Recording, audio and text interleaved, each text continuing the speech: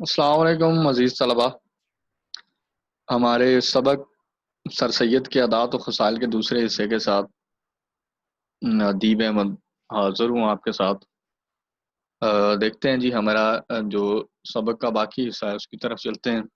اپنے کاغذ قلم جو ہے وہ سنبھال لیجئے، لفظ کا معنی یا کوئی تشریح طلب بات جو ہے تاکہ اس کو نوٹ کیا جا سکے.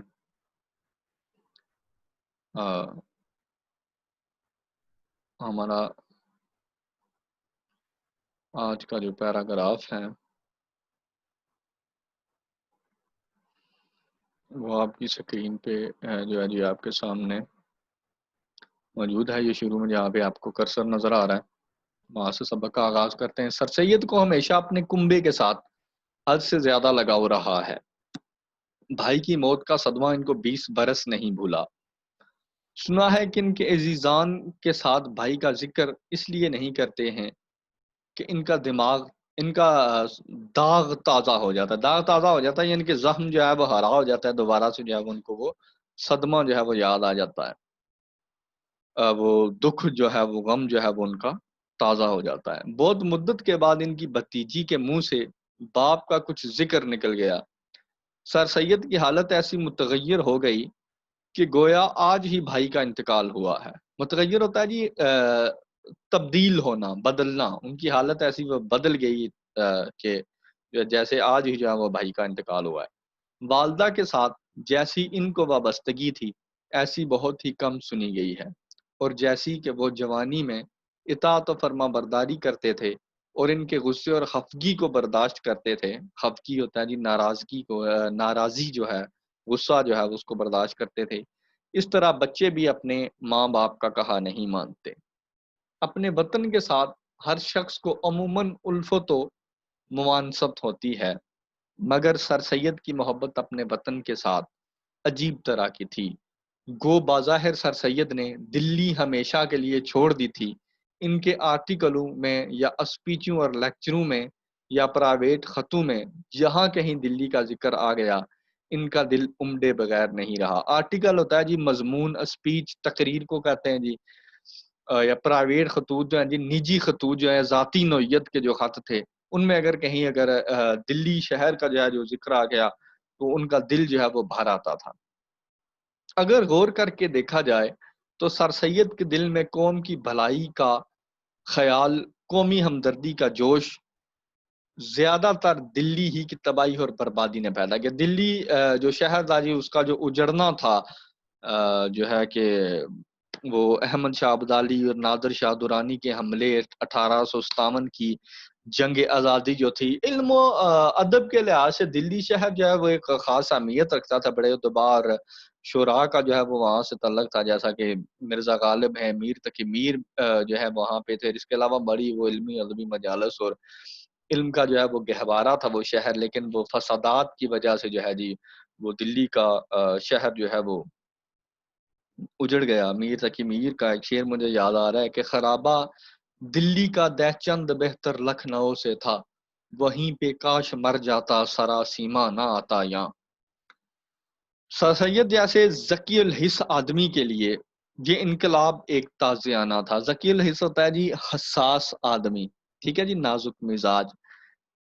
دلی کا سناٹا دیکھ کر ایسی چوٹ ان کے دل پر لگی جو رفتہ رفتہ آخر کار ناسور بن گئی. ناسور ہوتا ہے جی ایسا زخم جو بھر نہ سکے. جو برتاؤ سر سید کا دوستوں کے ساتھ تھا وہ اس زمانے کے دوستوں سے بہت نرالا تھا، الگ تھا. جہاں تک ان کا حال دیکھا گیا ان کی خوشی بلکہ ان کی زندگی کا مدار صرف دو چیزوں پر معلوم ہوتا تھا. کام اور دوستوں کی ملاقات سے ان کو شاید ہی کبھی ایسی خوشی ہوتی جیسے اپنے خالص اور مخلص دوستوں سے مل کر ہوتی تھی. وہ فی الواقعہ یعنی حقیقت میں دوستوں کو زندگی کا ایک عنصر سمجھنے والے تھے، ایک جزء، ایک حصہ، لازمی حصہ سمجھتے تھے اپنی زندگی کا. نواب محسن الملک نے ایک موقع پر سر سید کا ذکر خیر ہوتا ہے یہ اچھے الفاظ میں جو ہے وہ ذکر کرنا، اچھے الفاظ میں یاد کرنا. یہ جہاں پہ آپ کو کرسر نظر آ رہا ہے وہاں سے جو ہے وہ میں کسی شخص کی ذات میں اس قدر خوبیاں جمع نہیں دیکھیں۔ میری ان سے ملاقات 1861 میں ہوئی۔ اس وقت سے آج تک ایک بات بھی ان میں ایسی نہیں دیکھی جس کو برا کہہ سکوں۔ اس شخص کی سچی محبت اور وفاداری دنیا میں کہیں نہیں دیکھی۔ البتہ کتابوں میں بہت کچھ لکھا دیکھا ہے۔ یہی وجہ ہے، یعنی کہ بہت سی کتابوں میں بہت سے لوگوں نے اپنے مضامین میں جی سر سید احمد کے خلاف بھی جو ہے بہت کچھ لکھا ہے، لیکن وہ نواب محسن الملک کہتے ہیں جی کہ میں نے اپنی زندگی میں کوئی ایسا واقعہ نہیں دیکھا، کوئی ایسی بات نہیں ہوئی کہ جس کو میں جو ہے برا کہہ سکوں۔ البتہ جو ہے کہ بہت سے لوگوں نے جو ہے جو کہ مضامین یا کتابوں میں ان کے خلاف جو ہے وہ لوگوں کو باتیں کرتے پڑھا یا سنا۔ یہی وجہ ہے کہ نہ بھائی سے اس قدر ہو سکی ہے اور نہ باپ سے، جیسی کہ اس شخص کی محبت خدا نے ڈال دی۔ جیسے کہ دل میں ان کے محسن الملک کے دل میں جیسی کہ سر سید کے لیے محبت تھی، وہ کہتے ہیں کہ ایسی محبت میرے دل میں اپنے باپ اور بھائیوں کی بھی نہیں تھی۔ ان کا قول تھا کہ دوستی کے آگے رشتہ و قرابت کی کچھ حقیقت نہیں۔ اس جبلی مہر و محبت کا مقتضا تھا، جبلی ہوتا ہے جی فطری محبت کا تقاضا تھا کہ وہ اپنے رفیقوں اور نوکروں اور لگے بندوں کو، لگے بندے ہوتا ہے جی رسم و راہ والے، تعلقات والے لوگ کو تابع مقدور عمر بھر اپنے ساتھ نبھانا چاہتے تھے، اپنے ساتھ رکھنا چاہتے تھے، پاس رکھنا چاہتے تھے، ان کے ساتھ زندگی گزارنا چاہتے تھے۔ جس شخص کے قدم ان کے ہاں جم گئے، پھر نہ وہ اس کو اپنے پاس سے جدا کرنا چاہتے تھے اور نہ وہ ان سے جدا ہونا چاہتا تھا۔ اول تو وہ کسی کی شکایت سنتے نہ تھے، اگر کوئی کسی ملازم کی شکایت کرتا تو اس کا کچھ اثر نہ ہوتا تھا۔ ان کے ایک قدیم ملازم کی لوگوں نے ان سے بارہا شکایت کی، مگر وہ کسی طرح ان کے دل سے نہ اترا۔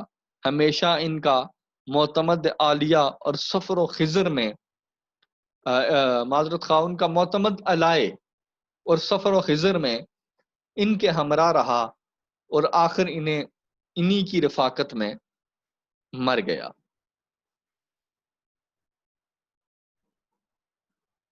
رشتہ و قرابت ہوتا ہے جی قریبی رشتہ دار۔ جبلی کا میں نے آپ کو بتایا جی کہ فطری یا قدرتی، ٹھیک ہے جی۔ مقتضا کا معنی ہے جی تقاضا، ٹھیک ہے جی۔ اور جو ہے سفر و خضر کا مطلب ہے جی کہ ہر جگہ جو ہے جی کہ وہ ان کے ساتھ ہوتا تھا، ان کے جو ہے وہ انتظامات کرتا تھا، انتظام و انصرام جو ہے جی ان کے سفر وغیرہ کے ان کو کرتا تھا، ان کے ساتھ جو ہے وہ ہر وقت وہ شخص جو ہے وہ موجود ہوتا تھا سفر و خضر میں، یعنی کہ ہر جگہ جو ہے وہ ان کے ساتھ وہ شخص جو ہے وہ ان کا رفیق ہوتا تھا۔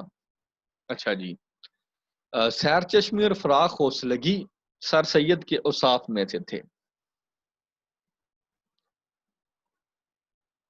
انہوں نے اپنی کمائی سے نہ کبھی مال جمع کرنے کا ارادہ کیا اور نہ اولاد کے لیے کوئی جائیداد خریدی، بلکہ جو کچھ کمایا اس کو یا اپنی ضروری آسائش اور سچی عزت اور نیک نامی کے ذرائع میں خرچ کیا، یا کنبے کی خبر گیری، مستحقوں کی امداد، اولاد کی تعلیم، ملک اور قوم کی بلائی اور مذہب کی حمایت میں اٹھایا۔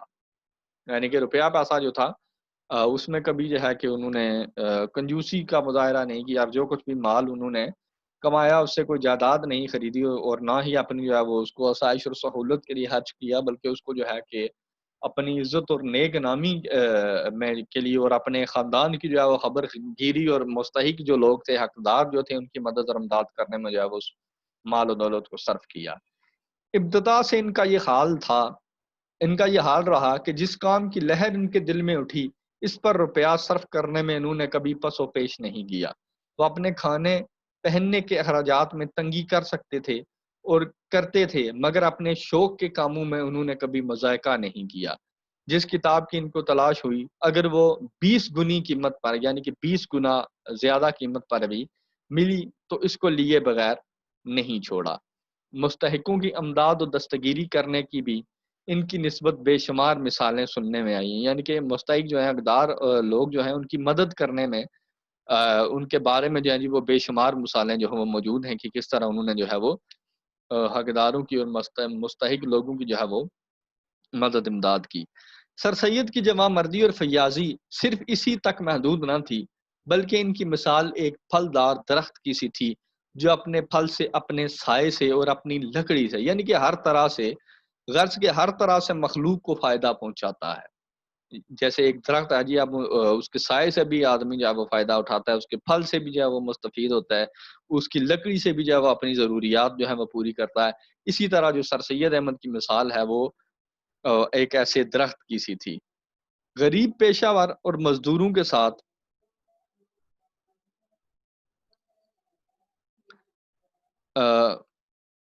غریب پیشہ ور مزدوروں کے ساتھ جو فیاضانہ برتو اس شخص کا تھا، اس کا ایک ادنا ثبوت یہ ہے کہ جب سے وہ مستقل طور پر علی گڑھ میں مقیم ہوئے، مزدوروں کی مزدوری اور گاڑیوں کا کرایہ پہلے کی نسبت عموماً زیادہ ہو گیا۔ وہ ہمیشہ لوگوں کو ان کی توقع